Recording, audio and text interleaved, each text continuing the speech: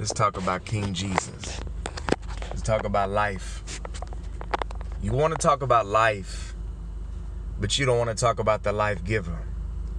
You want to talk about the ways and the patterns, how to be successful. Well, the how comes from the where, and the where comes about the whereabout, which is the location of the producer, the substance, the sustenance of wealth, success, whatever you want in life. And that stream, that river that you swim in, it's not a matter of high and low, bigger than or less than. It's the quality of life that you live. You know how many famous people, millionaires, sold themselves to Satan, addicted to bad food, fat, nasty, addicted to porn, addicted to sex. They got all the cocaine they want, murders in their heart. Now, that was the pathway. And they chased that level of success, fame, fortune. But what they entered into is a covenant with evil. Instead of chasing the purity of life and the righteous way of God in His timing and upon the foundation of what He has settled and established, they became the highest level of failure, success, darkness, and defeat. So you got to sit back and you got to ponder that.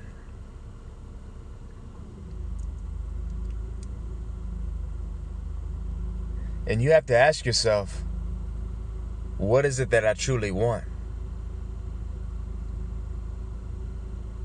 I can tell you the easy way out you don't want. That's for cowards. That's for people that just can't handle life. That's for wannabe warriors, for Powerpuff Girls.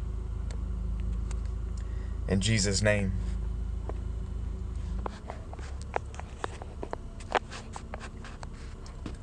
You want to spend as much time as you can soaking in the truth. You can listen to music, do things that make you feel good, and that's okay. But you want to spend daily the most time you can just saturating yourself in the truth and becoming transformed by that light. Nothing else.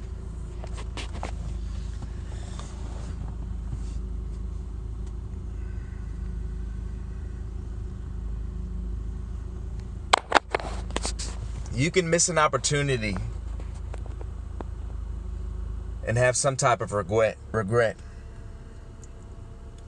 But when you miss life itself and the day that is given into you and the moment by moment procession that is available, and you get really good at missing that every single minute. You miss the second, so you miss the minute of God, so you miss the hour with God, so you miss the week with God, so you miss the year in God's presence.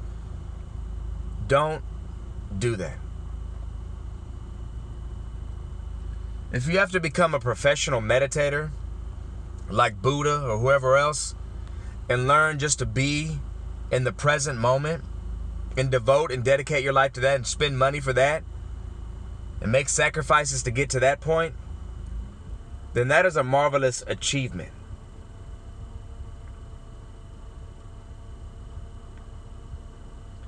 And that achievement is something that you will prize. And that prize will reward you. It will gift you. Now, if I have a scar on my chin, a disability on my face, which we would call a pimple, and I base my image off that look of what I don't like, then I have just disadvantaged myself from the completion of cycle. So if I look in the mirror and I say I don't like that, and I base the wholeness of my image, see, sometimes you wonder why when you look at yourself or watch yourself, it seems weak, boring, lame, and dull. But when you don't physically reflect and look at yourself and you're in the movement, you feel so powerful, so authoritative. Because that's the truth of the spirit of the invisible image of who you are in operation.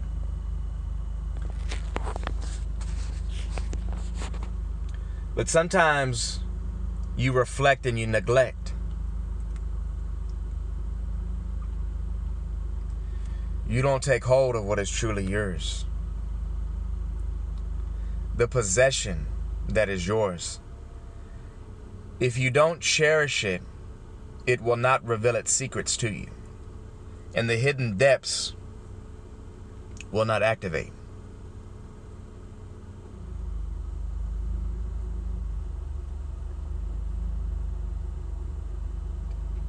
And in this life, there are stages to development, to production, to maturity, to growth, to building. And there are processes to all of this. And there are ways that buildings are established, brick and mortar. There are ways that videos are produced. When I unveil all this, I encode all this. And instead of just getting the digital information, see, digital information, that's spiritual, that's spirit transferred into digital currency. Money, that is spiritual transferred into a currency in the form of a paper, in the form of a computer, in the form of an image, in the form of digital codes. Okay?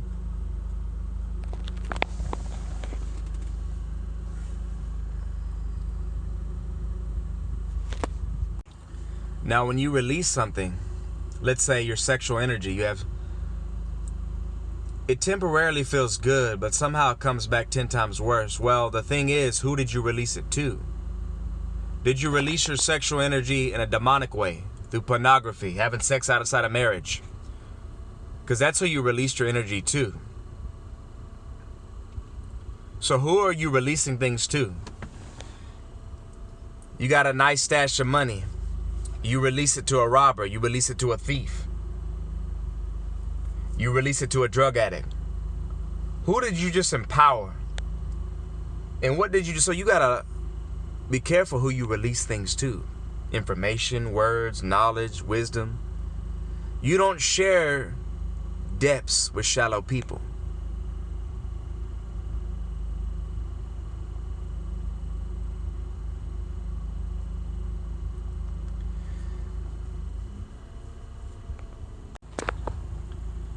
There is an attraction to what you speak. If you're gossiping, you're going to attract gossiping people. They're going to identify with that, enjoy that, relax in that, get empowered off that, and you're going to develop a relationship and a bond in that atmosphere. So when we release knowledge, when we spread wisdom, there's building blocks to that. And each piece, each molecule, each lever, each key we release, each stream, each valuable diamond, each artifact that we release, well, there is an attraction to that. And there's production in that. And there's assignments, there's missions, there's carry-outs, there's angels that carry that out. And they build structure from that.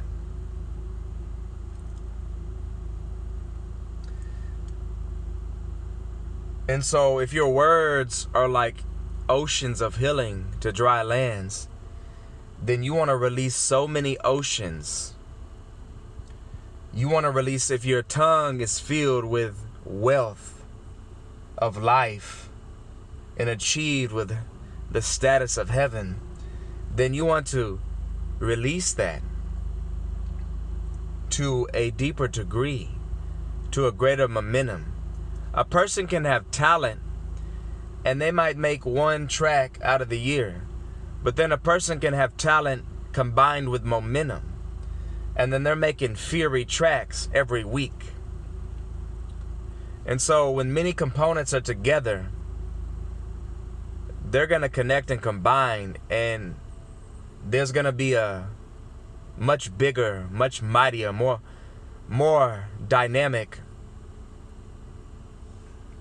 production going on.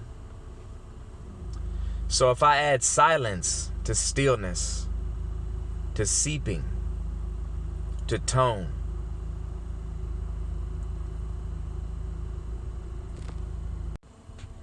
life is about filling measures. Let's say I have this job, this car, I drive here every day, and I want to move forward, but I'm not getting what I want. Well, instead of that schematic, instead of that mentality, that mental blueprint, instead of factoring in and ushering in what you want and don't have, how about you turn the page? How about you start filling capacities? What do you mean? Start spreading knowledge on your YouTube channel. Have an ideal chart list where you stack up ideals and begin to implement them.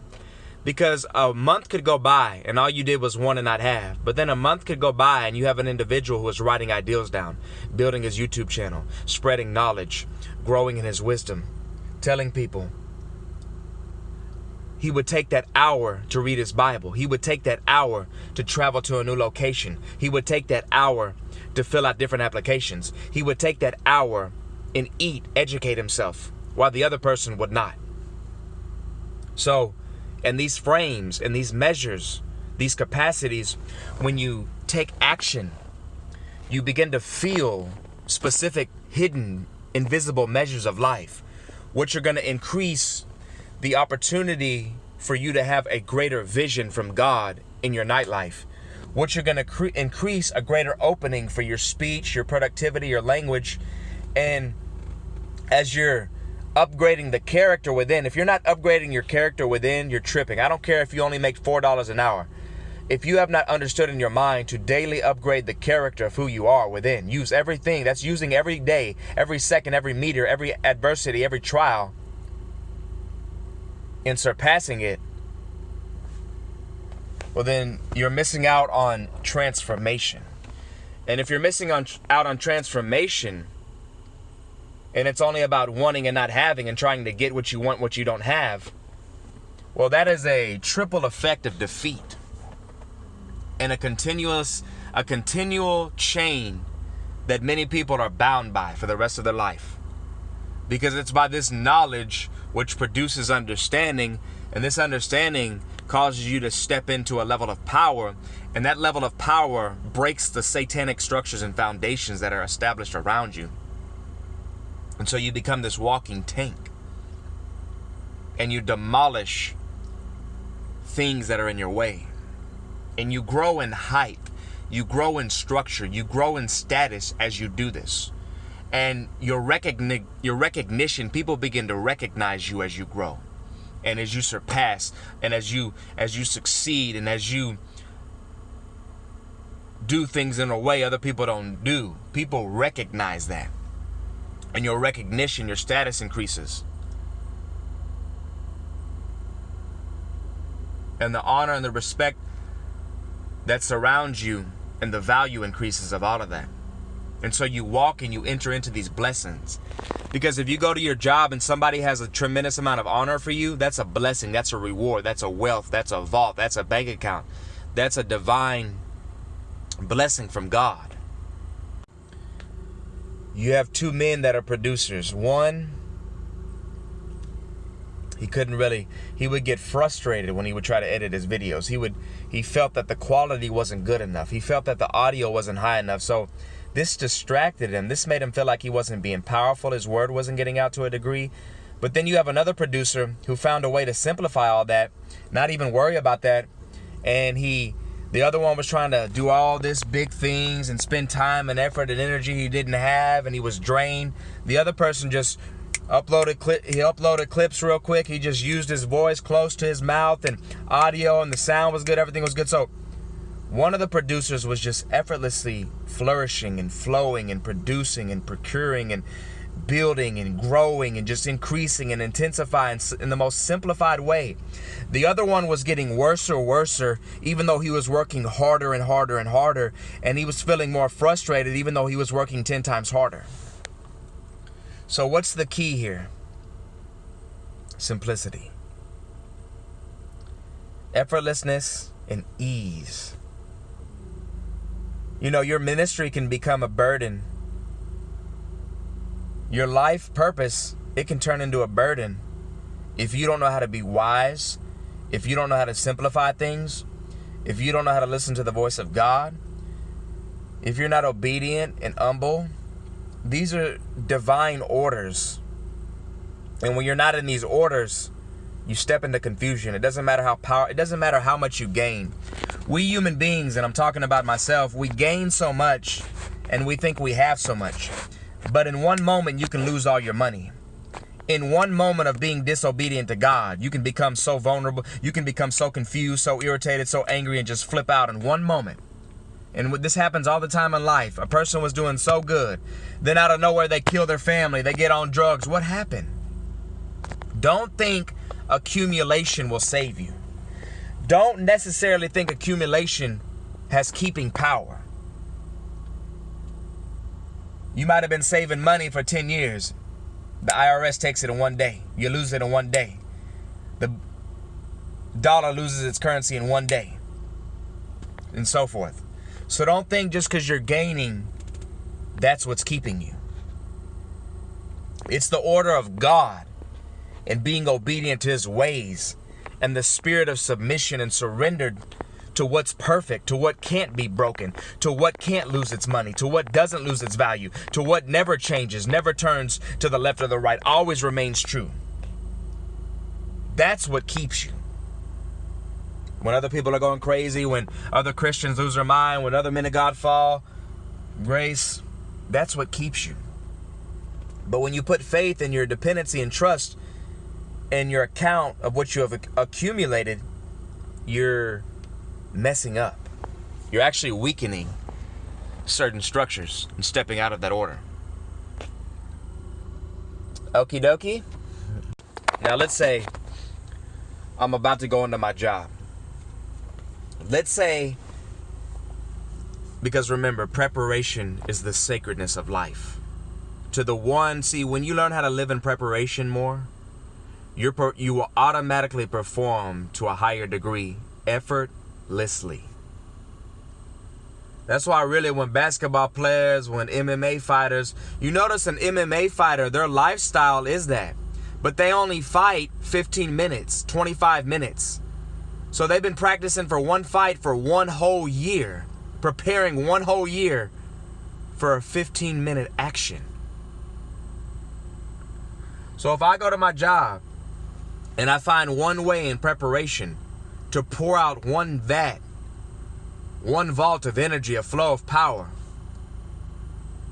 and I get that mastered, well, now I found a way to pour out the second vat, the second bowl of oil.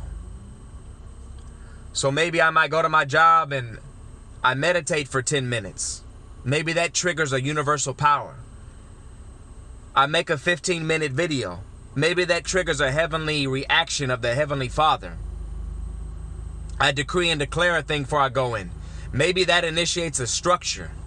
So you do these things and you have more flow in your life, more outpour. And so if you have this river and you have one waterfall, how can you get 2 waterfalls? How can you get 3? How can you get 4? How can you get 7? And you multiply this. And these are spiritual mentality-based things. And when you can get your mind in the flow and the connection of seeing these things, you'll know that they're a reality. Before in faith you believed, but you didn't know they were reality until you saw the eyewitness and experienced the manifestation of that power. And when you see the manifestation of that, and you see, that's what makes certain people different. Certain people, they have hope, they have faith, but people that witness these things and they live in the manifestation of that spiritual abundance, it's no longer a matter of just, well, I believe God. No. They know God. They know his power now. It's more real to them. And this is where we're getting in life. Jesus. See, like right now, I'm just talking. And the more I talk, the more I give my voice, the more God gives his voice. The more I give my utterance, the more I get the speech bubble text message of Jehovah. Because there's a reaction to every action. So if I have action in me that's ungodly, there's a reaction and a response to that. Now, when the mind is covered in trust, the mind flows. The mind is not